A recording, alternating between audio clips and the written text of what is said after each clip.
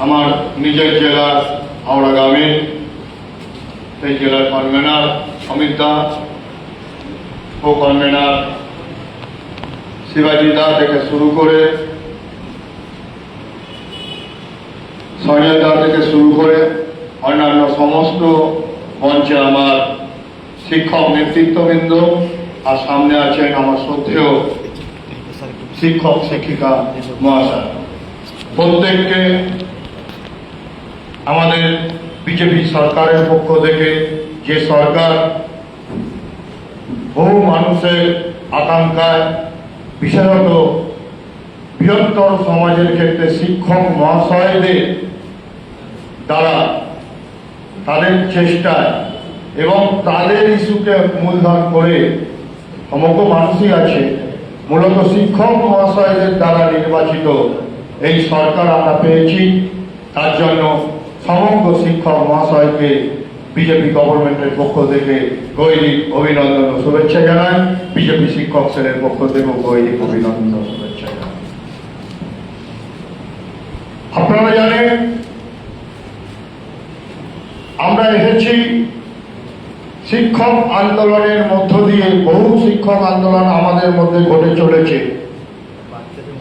যে আন্দোলনের রূপরেখা আপনারাই তৈরি করেছেন, আপনারাই এফেক্ট হয়েছে, এবং আমাদের যারা চাকরি প্রার্থী তারা এফেক্ট হয়েছে।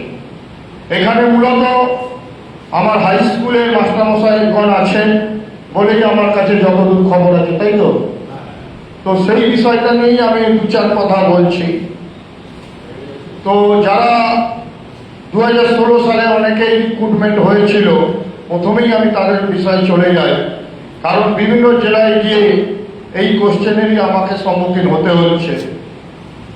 আমি শুধু ওনাদের একটা কথাই বলবো, ওনারা বিভিন্ন জায়গায় চিঠিও দিয়েছেন, মেলে পাঠাচ্ছেন আমাকে, মন্ত্রীকেও মেলে পাঠাচ্ছেন, মন্ত্রীর সঙ্গেও কথা হচ্ছে।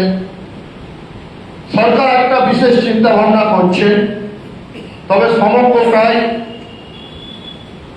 সুপ্রিম কোর্ট, মহামান্য সুপ্রিম কোর্টের আইনের ওপর, জাজমেন্টের ওপর নির্ভর করে সরকার যেভাবে পাশে দাঁড়িয়ে আপনাদের সহায়তা করতে হয় এবং আপনাদের প্রকৃত যারা যোগ্য ছিলেন, আগের সরকার যারা নিজেদের দুর্বলতা ঢাকতে, নিজেদের দুর্নীতিকে ঢাকতে তারা কি করেছিল, কাপড় বালিকে একসঙ্গে মিশিয়ে দিয়েছিল চালের সঙ্গে, কিন্তু বাঁচে। আমাদের এই সরকারের মুখ্যমন্ত্রী যখন আপনাদের কথা দিয়েছেন যে দুর্নীতি পরায়ণ যারা ছিলেন তাদের বাদ দিয়ে যারা যোগ্য তাদের কিন্তু ভবিষ্যতে সুরক্ষিত ভবিষ্যৎ যাতে থাকে সেই বিষয়ে যথাযথ ব্যবস্থা নেবে, এই বিষয়ে আপনারা নিশ্চিত থাকতে পারেন। তবে সমগ্রটাই আইনের মধ্য থেকেই করবেন, তাই ভেঙে পড়ার কোনো কারণ নেই। অনেক শিক্ষক মহাশয়রাই এই বিষয়টা নিয়ে খুব শীঘ্রই তাদের টাইম শেষ হতে চলেছে। স্বাভাবিক, আমি একজন শিক্ষক হিসাবে আমার কাছেও বেদনা, এবং দীর্ঘ যে শিক্ষক আন্দোলন এই 2005 থেকে আমরা করে আসছি, তাদের বেদনাটা সত্যি দুঃখের, কিন্তু বাস্তবতার নিরিখে তাদের পাশে আমাদের সরকার আছে এবং থাকবে, এই বিষয়ে আপনারা নিশ্চিত থাকুন। আমরা আসছি আপনাদের বিভিন্ন যে এখানে কোশ্চেন উত্তর পর্ব চলল এবং স্যার যে বিভিন্ন বিষয়গুলো তুলে ধরলেন, এটা বাস্তব। ট্যাবের মাধ্যমে কিন্তু বাস্তব শিক্ষা কতটুকু হয় এটা আমাদেরও চিন্তা ভাবনায় আছে। ট্যাবের মাধ্যমে অনেক ক্ষেত্রে কুশিক্ষাও আসছে, বিভিন্ন দিক দিয়ে আমাদের নজরে আসছে, ছাত্রদের মধ্যে এটা ছড়িয়ে পড়ছে। অবশ্যই ট্যাবের প্রয়োজন। বর্তমানে দুনিয়াতে ইন্টারনেট ছাড়া আমরা অগ্রগতি লাভ করতে পারবো না, আধুনিক শিক্ষায় শিক্ষিত হতে পারবো না। কিন্তু সেই শিক্ষাটা যাতে আমাদের কাছে প্রকৃত শিক্ষা হিসাবে দাঁড়ায়, সেইটা অবশ্যই দাঁড়াতে হবে। আমরা দেখেছি ট্যাব কেনার নাম করে অনেকেই অন্য খাতে টাকাটা ব্যয় করছে, বা ট্যাবটা যে জন্যে ব্যবহার করা দরকার সেই জন্য উপযুক্ত কারণে শিক্ষার জন্য ব্যবহার হচ্ছে না। কেউ রিলস বানাচ্ছে, কেউ বন্ধু বান্ধবদের সঙ্গে শুধু চ্যাট করছেন, কেউ অন্য কিছু কুকাজে অকাজে লাগাচ্ছেন। এই বিষয়ে অবশ্যই স্যারের মতামত আমরা খুব শীঘ্রই আমাদের সঙ্গে, হয়তো আগামীকালও মুখ্যমন্ত্রীর সঙ্গে আমাদের একটা ছোট্ট বৈঠক অন্য কারণে হবে। মাননীয় মুখ্যমন্ত্রীকেও বিষয়টা তুলে ধরব এবং আমাদের যে শিক্ষামন্ত্রী, দুই শিক্ষামন্ত্রী, পূর্ণমন্ত্রী আছে, মাননীয় জগন্নাথ বাবু এবং মাননীয় বর্মন বাবুকেও আমরা আগামী দিনে, কিছুক্ষণ আগে রাজ্যের আরো শিক্ষা ব্যবস্থা নিয়ে আমার কাছে বিভিন্ন মিডিয়া ফোন করেছিল। আনন্দবাজার অনলাইনে জাস্ট এখানে ঢুকেই দেখলাম, ওখানেও বিশেষ বিষয়গুলো তুলে ধরা হয়েছে। আমরা সেই সমস্ত বিষয়গুলো নিয়েও মাননীয় শিক্ষামন্ত্রীর সঙ্গে আমরা শীঘ্রই বসতে চলেছি সাংগঠনিকভাবে। সেখানে অনেক স্কুলের ক্ষেত্রেই সারপ্লাস টিচারদের কথা বলা হয়েছে, কালকে নোটিশ দেওয়া হয়েছে। আমরা চাই না আমাদের রাজ্যে তৃণমূল গভর্নমেন্টের মতো 800-র অধিক যে স্কুলগুলো বন্ধ হয়ে গেছে, সেই স্কুলগুলোর মতন আরো বহু স্কুল যাতে বন্ধ কোনোভাবেই না হয়, সেই বিষয়ে বিজেপি শিক্ষক সেল অগ্রণী ভূমিকা নেবে এবং বিজেপি শিক্ষক সেল চেষ্টা করবে ওই স্কুলগুলোকে কিভাবে বাঁচিয়ে রাখা যায়। কারণ স্কুল তুলে দিলে তুলে দেওয়া যায়, সেই এলাকায় যে কিছু কিছু ছাত্র আছে এই সরকারি স্কুলগুলোতে বর্তমানে পড়াশোনা করে, আমাদের গরিব ঘরের মেধাবী ছাত্রছাত্রীগণ, সাধারণ ঘরের ছাত্রছাত্রীরা, তারা কিন্তু বেসরকারি স্কুলে পড়তে যেতে পারে না। আমাদের দুর্ভাগ্যের বিষয়, আপনার আমার ছেলেদের আমরা আমাদের স্কুলে পড়াই না। তার অনেকগুলো কারণও আছে, আপনারাও তুলে ধরবেন জানি। বলবেন যে কেন আমাদের স্কুলে তো আপনারা সরকারের পক্ষ থেকে যথাযথ পরিকাঠামো গড়ে তোলেননি, আপনারা যথাযথ শিক্ষক দেননি। আমরা জানি এই বিষয়গুলো, সেই কারণে আপনাদের অনেকেরই সন্তানগণ আপনারা সরকারি শিক্ষক হওয়ার সত্ত্বেও, আমাদের শিক্ষক হওয়ার সত্ত্বেও আমাদের ছাত্রছাত্রীদের, আমাদের ছেলেদের, আমাদের কন্যাদের আমরা সরকারি স্কুলে ভর্তি করতে পারছি না। এইটা আমাদেরও ব্যর্থতা, গত সরকারের তো ব্যর্থতা আছে। এই ব্যর্থতা থেকে আমাদের উত্তীর্ণ হতে হবে। এই কারণে যে আমরা যদি অন্য স্কুলে, বেসরকারি স্কুলে আমার ছেলে মেয়েদের পড়াই, তাহলে সেইগুলো সাধারণ মানুষেরা দেখবে যে আপনারা তো আপনাদের বিষয়ে নিশ্চিত নয়, কনফিডেন্স নয়, তাহলে অন্যদের বিষয়ে সাধারণ ছেলে মেয়েদের দিকে আপনারা পড়াবেন কি করে? এই কোশ্চেন কিন্তু উঠছে, এই কোশ্চেন উঠতে থাকবে, এইটাই স্বাভাবিক। তাই আমাদের শিক্ষক মহাশয়দেরও পরিকাঠামোগত অভাব আছে।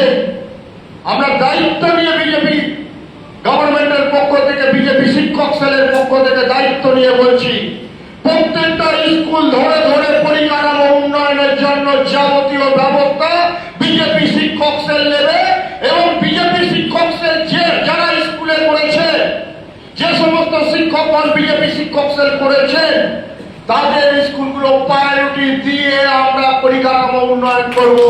এই কারণে আমরা যারা বিজেপি শিক্ষক সেল অতীতে করেছি, আমি নিজেও ভুক্তভোগী, আমাদের স্কুলগুলোকে কোন রূপ ভাবে পরিকাঠামো কোনো সহায়তা করা হয় না, এটাই বাস্তব। এমনকি সামান্য জলের ফিল্টারটুকু অনেক ক্ষেত্রে দেওয়া হয় না। দুটো রুম নিয়ে 100টা ছেলের পড়াশোনা চলছে, প্রাইমারিতে 6টা ক্লাস চলছে, আমার বহু স্কুল আছে। তাই বিজেপি গভর্নমেন্ট আসতে আমি তো বলছি, আমি দায়িত্ব নিয়ে স্কুলগুলোতে কাজ করেছি, অলরেডি শুরু করে দিয়েছি। বিভিন্ন স্কুলে জলের প্রয়োজন, সেই জন্য বিভিন্ন জেলা পরিষদ থেকে শুরু করে মাননীয় বিধায়ক সব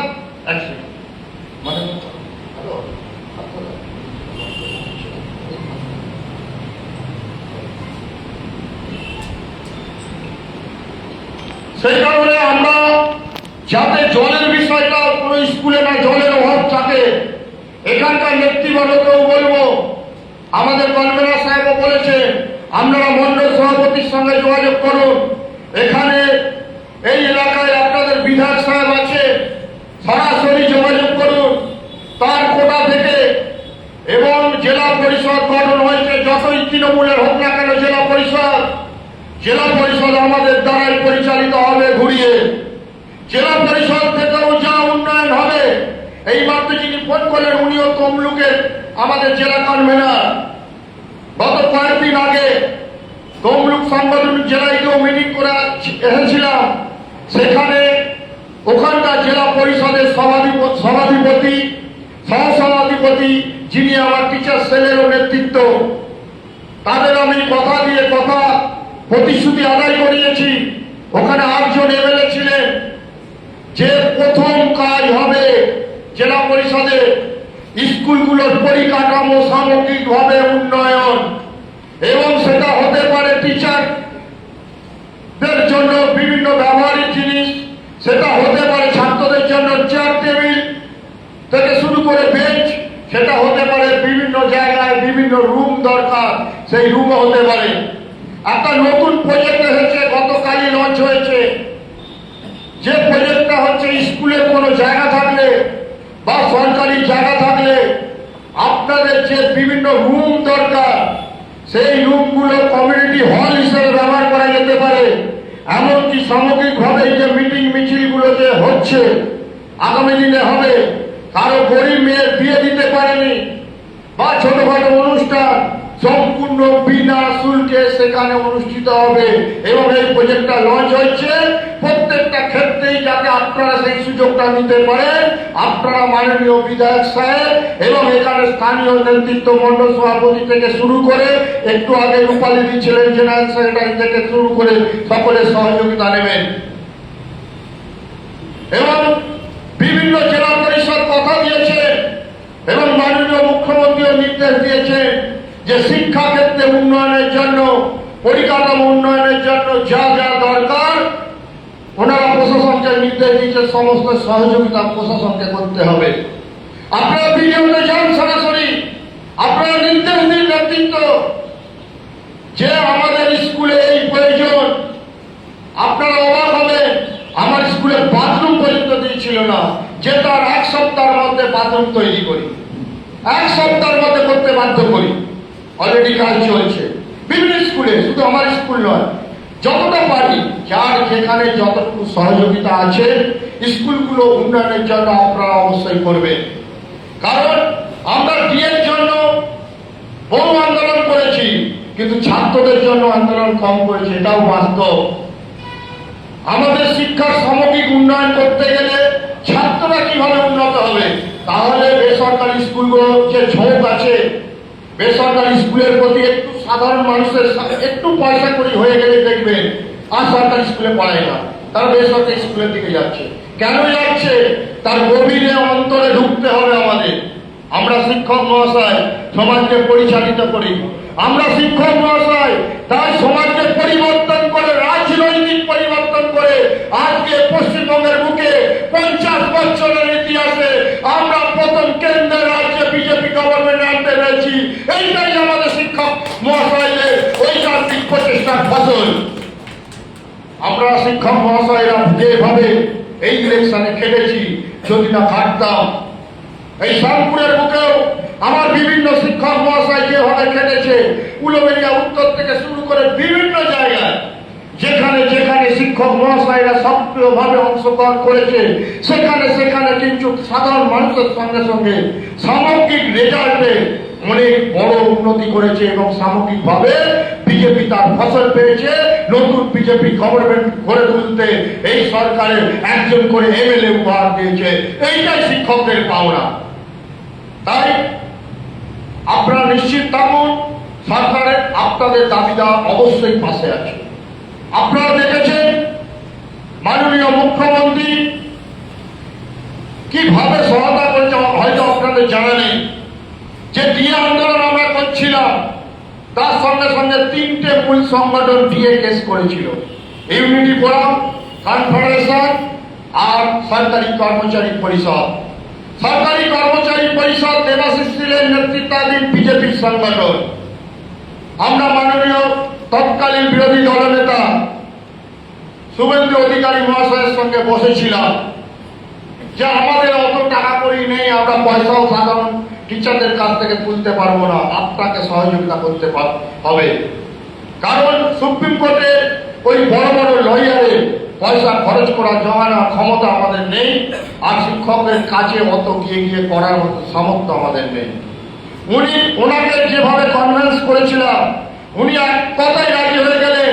এবং আপনাদেরও জেনে রাখা উচিত, সুপ্রিম কোর্টে যে কেস চালিয়েছি আজ অব্দি তার সমস্ত ব্যয়ভার বহন করেছেন মাননীয় বিরোধী দলের নেতা তৎকালীন বর্তমানের মুখ্যমন্ত্রী শুভেন্দু অধিকারী মহাশয়। সেই কারণে আমাদের যে সংকল্পপত্র ছিল, সেই সংকল্পপত্রে কি কি থাকবে, টিচার সেলের সঙ্গে যারা সংকল্পপত্রের দায়িত্বে ছিলেন, এখন যিনি ভারতবর্ষের একটা বড় জায়গায় বসে আছে পরিকল্পনা কমিশনে, তার চেয়ারম্যান আমাদের সঙ্গে বসেছিল। আমি দায়িত্ব নিয়ে বলছি, অনেক ক্ষেত্রে ডিএ বিষয়টা উড়ে গিয়েছিল, যে কারণে হোক আবার ক্যান্সেল করিয়ে ডিএ বিষয়টাকে ঢোকায়, কিন্তু টেট বিষয়টাকে ঢোকাতে পারেনি, অনেকগুলো কারণ আছে। এবং যে যে বিষয়গুলো ঢুকিয়েছিলাম শিক্ষাক্ষেত্রে, প্রত্যেকটা বিষয় কিন্তু পরস্পর আসছে, এবং তারই প্রতিশ্রুতি হিসাবে 20% দিয়ে পশ্চিমবঙ্গ তথা ভারতবর্ষের ইতিহাসে একসঙ্গে দেওয়ার নজির এই সরকারই রেখেছে। এইটা আপনাদের অবশ্যই মনে রাখতে হবে। এবং বাকি নিয়েও যে বিভিন্ন কথা উঠছে, এবং আমাদের ক্যান্টিন অর্থাৎ আমরা যারা শিক্ষক মহাশয় আছি, পঞ্চায়েত কর্মী আছি, পৌরসভা কর্মী আছি, যে কেসের দ্বারা আমরা জিতেছি এবং মহামান্য সুপ্রিম কোর্টের অর্ডারে আমাদের যে বকেয়া পাওনা আপনারা কিন্তু পাবেন না এরকম নয়। আমি নাম ধরছি না, আমাদের রাজ্যের সর্বোচ্চ নেতৃত্ব আমার হোয়াটসঅ্যাপ চ্যাটে এবং তারপরে হোয়াটসঅ্যাপ কলে উনি নির্দিষ্টভাবে বললেন একটু ওয়েট করুন। আমি একসঙ্গে দিলে 20% দিতে পারতাম না, এটাই বাস্তব। বাকি টাকা আপনাদের খুব শীঘ্রই অবশ্যই দেওয়া হবে। আমরা জানি আমাদের গভর্নমেন্টে এখনো এমন এমন আধিকারিক আছে যারা সরকারকে বিপদে পরিচালিত করতে চাইছে। সেই আধিকারিকদের কাছ থেকে সরকারকে বেরিয়ে আসতে হবে এবং বেরিয়ে আসবে, ভুল বোঝানো থেকে দূরে আসবে। সঠিক হিসাবের মাধ্যমেই আপনারা আপনাদের প্রাপ্য যে বকেয়া দিয়ে অবশ্যই পাবেন। এবং তার সঙ্গে সঙ্গে এআইসিপিআই অনুসারে অল ইন্ডিয়া লেভেলে আমাদের যে প্রাপ্য 20% দেওয়া হচ্ছে, বাকিটাও আপনারা খুব শীঘ্রই পাবেন। এবং সপ্তম বেতন কমিশন গঠন হওয়ার আগে ফাইনালি আপনারা পাচ্ছেন, এটুকু আপনারা নিশ্চিত থাকুন, দিয়ে আপনারা সম্পূর্ণরূপে পাবেন। তাই বলছি, এই সরকারের উপর একটু ভরসা রাখুন। অনেকেই অনেক কিছু ভাবে বলছে, এই হচ্ছে না, দিয়ে পাচ্ছি না, অনেকেই আন্দোলনে নামতে চাইছে। মাত্র তো সবে সরকারের বয়স 2 মাস। আপনারা মনে রাখবেন 2011 সালে 6 মাসের পর মমতা ব্যানার্জিকে তখন রাইটার্স বিল্ডিং এ বসে, রাইটার্স বিল্ডিং এ 9টা 25 পর্যন্ত আটকে রেখেছিলাম। আপনাদের কি মনে আছে? হয়তো মনে নেই। পিপিটিআই আন্দোলন তো আছে, তার সঙ্গে সঙ্গে শিক্ষকদের দাবি দেওয়া নিয়ে রাত্রি 9টা পর্যন্ত আমরা আটকে রেখেছিলাম, কারণ উনি এখনো পর্যন্ত প্রতিশ্রুতি রাখেনি।